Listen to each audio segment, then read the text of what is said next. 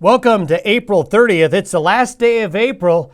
Your day weather podcast today is going to talk about some really warm temperatures. We're going to peak today with our temperatures here in the Intermountain West. And then some spring showers will be coming to some of you as we get into the next couple of days, but especially this weekend. Now, we're going to have near record temperatures today. I don't know if we're going to do it. I think the best chance of record temperatures may be on the western slope of Colorado, far western Wyoming, and Utah. Air is coming right out of the deserts of Arizona and southern Nevada into the Intermountain West over the next couple of days. That's why it's going to be so warm.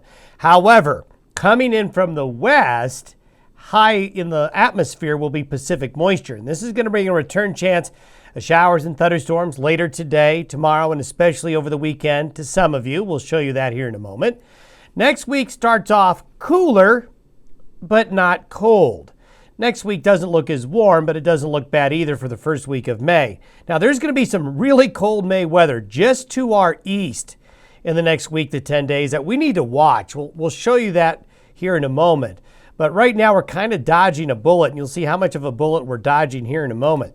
Now, this is the precipitation forecast through Monday. You can see that a lot of this precipitation is along I-80 and north of I-80, or just along and north of I-70. Pretty dry here, Four Corners region. This area here tends to get dry for a bit before that moisture begins to flow out of Old Mexico later this spring. We do expect southwest Colorado and in this area here to maybe get into some better chances of rain late next week and the following weekend. But through the next few days, it's going to be the northern areas here that are going to see the influx of Pacific moisture coming right off the Pacific coast and through here. That moisture combined with daytime heating is going to trigger showers and thunderstorms. And you can see these little strips here. This is where we're going to get shower and thunderstorm activity to develop. And then basically these are the preferred areas of showers and thunderstorms over the next several days, basically all the way probably through Monday. So there's going to be some nice rain in some of these areas up here. Southeastern Colorado is still really dry. We're hoping to pick up a little bit of moisture down there, but this is basically along and north of I-80 where the better rain chances are going to be here in the coming days through the weekend. Should mostly be in the form of rain. It'll even rain pretty high in the mountains over the next 3 or 4 days as temperatures stay pretty warm. The pattern is where we are right now. This is by afternoon. We've got this high pressure ridge and the very warm air. Then we've got this deep trough into the Great Lakes here where all that cold air is. I want to point something out to you, this blue area right here. I want to show you what happens next week with that blue area. But for us right now, we're in a southwest wind flow out of the deserts, a very warm day today, but more of this flow will kick into gear as we get into the weekend and early next week. This is for Monday. We have a little bit of front coming through, a Pacific flow coming across the United States. Notice this blue area begins to expand and push a little bit more this way. Now watch what unfolds by late next week. That blue area takes a dive, and I mean a dive, into the north central areas of Canada. This is extremely cold air for early May. Now this is May 10th right here. Now notice the direction of the cold is towards the Great Lakes and the central and eastern United States. High pressures in western Canada, not the Gulf of Alaska, thankfully.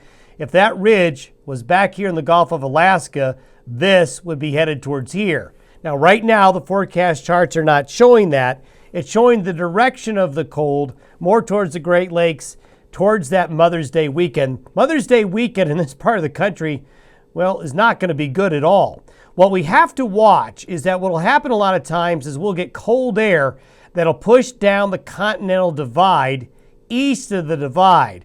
So we are still susceptible, folks, east of the continental divide for this really cold air to sneak in by next weekend. It's just something we're watching, and this is why we cautioned you earlier in the week that despite the very warm temperatures, we could still be susceptible to some cold weather. And this very cold area of air coming off the North Pole, look where it's coming from. It's coming from the Arctic down into Hudson Bay, and then it's going to be tracking south into there. So we've got to watch this for Mother's Day weekend. Here's a situation showing you where that cold air is.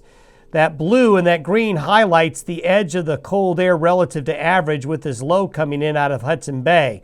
If it goes just a little bit further west, that's what we're concerned about. We're mostly concerned about possible freezing temperatures during that time frame. Now, I'm talking about something that's 10 days away, but that's what's fun about this podcast. We can do that and show you what may or may not happen long term. Taking a look at the northern hemisphere, if we were to be in a spaceship looking down from the North Pole, this is what the hemispheric pattern looks like. So here's the United States right here. What I want to show you here is that by next weekend, the coldest air in the world, in North America, the northern hemisphere, is in this pocket of cold right here. Now there's some colder air up here going into parts of Northern Europe and into portions of Siberia, but the coldest of the cold on the globe by next Mother's Day weekend is there and getting darn close to a lot of the United States. However, 15 days from now, look what happens. The cold pockets go away, as they should, towards the middle of May. Thanks for watching the Day Weather Podcast and listening.